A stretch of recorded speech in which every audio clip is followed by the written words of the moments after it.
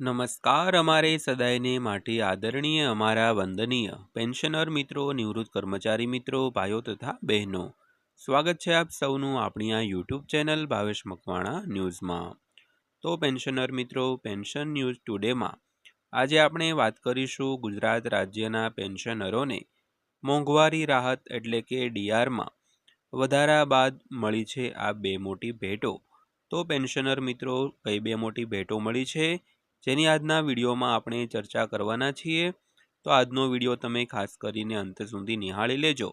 અને હજી સુધી જો આપણી આ ચેનલ તમે સબસ્ક્રાઈબ ન કરી હોય અને જો તમે ગુજરાત રાજ્યના અથવા તો કેન્દ્ર સરકારના પેન્શનર અથવા સરકારી કર્મચારી હો તો આપણી આ યુટ્યુબ ચેનલ ખાસ કરીને સબસ્ક્રાઈબ કરી લેજો, કારણ કે તમારે રિલેટેડ અગત્યની માહિતીના વિડીયો તમને એકદમ સરળ ભાષામાં આપણા યુટ્યુબ ચેનલમાં એકદમ સરળતાથી અને રોજે રોજ મળવાના છે. તો પેન્શનર મિત્રો, વિડીયોને લાઈક કરજો અને ચેનલને સબસ્ક્રાઈબ પણ કરી લેજો. તો શરૂ કરીએ આજનો આ વિડીયો. તો વાત કરીએ ગાંધીનગર. કેન્દ્ર સરકારના પગલે હવે ગુજરાત સરકારે પણ રાજ્યના લાખો કર્મચારીઓ અને પેન્શનરો માટે દિવાળી જેવો માહોલ સર્જ્યો છે. તો રાજ્યના નાણાં વિભાગે મોંઘવારી ભથ્થા એટલે કે ડીએમાં 2% વધારાની સત્તાવાર જાહેરાત કરી છે. તો આ નિર્ણય સાથે જ હવે કર્મચારીઓનું મોંઘવારી ભથ્થું 58%થી વધીને 60% થઈ ગયું છે. તો ખાસ કરીને કેન્દ્રના પગલે ગુજરાત રાજ્યની સરકારે પણ પોતાના રાજ્યના કર્મચારીઓ તેમજ પેન્શનરો માટે હવે દિવાળી જેવો માહોલ સર્જન કર્યો છે, કારણ કે રાજ્યના નાણાં વિભાગે મોંઘવારી ભથ્થામાં 2%ના વધારાની સત્તાવાર જાહેરાત છે તે કરી દીધી છે. અને આ નિર્ણય સાથે હવે કર્મચારીઓનું મોંઘવારી ભથ્થું 58%થી વધીને 60% થઈ ગયું છે દોસ્તો. તો સૌથી પહેલા વાત કરીએ કેન્દ્ર બાદ રાજ્ય સરકારનો મહત્વપૂર્ણ નિર્ણય.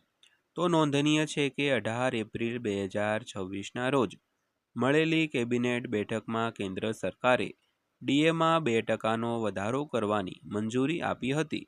તો કેન્દ્રના આ નિર્ણયને અનુસરીને ગુજરાત સરકારે પણ ત્વરિત અમલ કરતા રાજ્યના કર્મચારીઓના હિતમાં આ જાહેરાત કરી છે.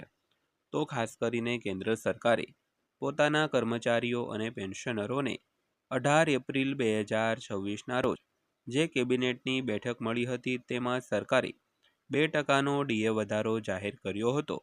તો કેન્દ્રના આ નિર્ણયને અનુસરીને ગુજરાત સરકારે પણ તાત્કાલિક પોતાના કર્મચારીઓ અને પેન્શનરોના હિતમાં આ જાહેરાત છે તે કરી છે.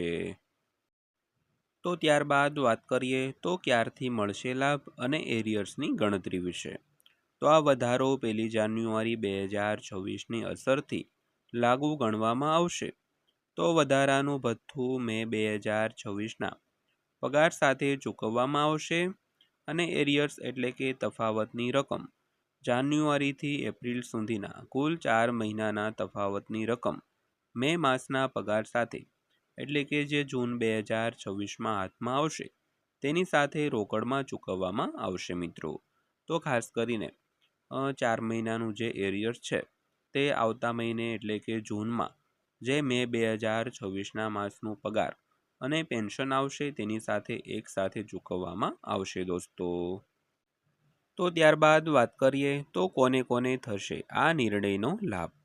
તો સરકારના આ નિર્ણયથી રાજ્યના અંદાજે લાખો પરિવારોને આર્થિક ફાયદો થશે, જેમાં 7મા પગાર પંચ હેઠળ આવતા તમામ રાજ્યના કર્મચારીઓ ઉપરાંત પેન્શન અને પંચાયત વિભાગના કર્મચારીઓ, ગ્રાન્ટેડ શાળાના શૈક્ષણિક અને બિન શૈક્ષણિક સ્ટાફ અને અખિલ ભારતીય સેવા એટલે કે ઓલ ઇન્ડિયા સર્વિસીસના અધિકારીઓ અને રાજ્ય સરકારના તમામ પેન્શનરોને આ લાભ મળશે દોસ્તો.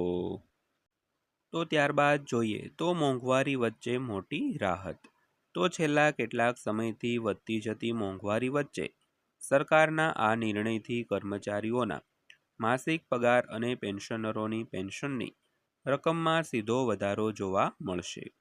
તો કેન્દ્ર અને રાજ્ય બંને સ્તરે હવે ડીએનો દર 60% પર પહોંચતા સરકારી અમલમાં ખુશીની લહેર છે તે જોવા મળી રહી છે.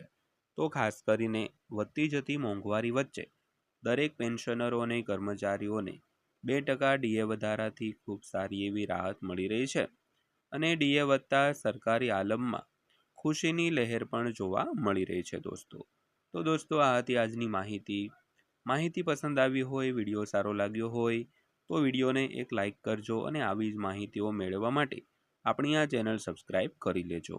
તો ફરીવાર પાછા મળીશું એક નવા વિડીયો સાથે, નવી માહિતી સાથે।